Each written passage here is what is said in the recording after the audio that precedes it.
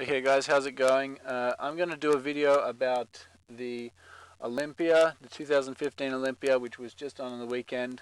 And yeah, so pretty much what I've been seeing since the Olympia is, of course, a lot of people saying that it's politics. Phil Heath shouldn't have won. If Greene had been in the Olympia, he would have definitely won.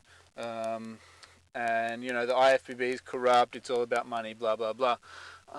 And what I would say to these comments is it politics? Is it politics if your favorite bodybuilder doesn't win, or if your favorite bodybuilder doesn't enter the competition? Is it politics, or is it that you are just angry that your favorite bodybuilder didn't win, or is it that you need to improve your judging skills and your ability to critique and compare physiques? Because people even saying, oh, Dexter shouldn't have come second. Well, did you actually have a look at their physiques? You can actually justify why Dexter came second, and I think that it makes good sense why he came second, and why Phil, of course, came first. Phil, whilst being a little bit downsized from last year, he did have his, stomach. He had brought his stomach down as well. But overall, he's just the most complete physique out of that top four.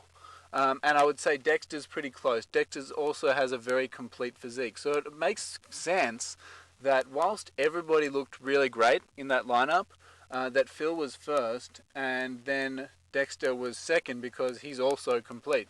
Dennis Wolf has, of course, weak calves. Sean Roden has a weak back compared to the rest of his physique.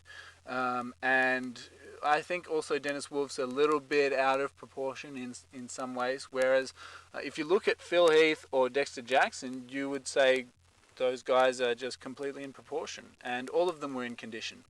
So I think the top four really makes sense. I would have still been happy to see if Dennis or Sean had have come second. That would have made sense to me as well. But I'm not at all upset to have seen Dexter come second. I do like Dexter. As for Greene, definitely winning the Olympia. I don't even think he would have been in the top four this year with the caliber that all of those guys brought it. I really think that he would have struggled to be in the top four simply because he consistently comes to the Olympia out of condition, or not in his best condition, which is really all he needs to do. He's got enough muscle mass, despite having a few weak body parts, his traps and his forearms and stuff, and a bit of a blocky physique, which I don't particularly like. If he just came in condition for once, then he'd do much better than he does. But he doesn't seem to be able to do that. The same type of thing with guys like Rami, who ended up placing fifth. I don't know if I necessarily agree with that placing, simply because whilst Branch Warren has a fairly ugly physique, he does bring the conditioning, and Rami was a bit soft. Rami needs to come in, like 20 pounds lighter. So yeah, I think that otherwise the top six were, more or less on point.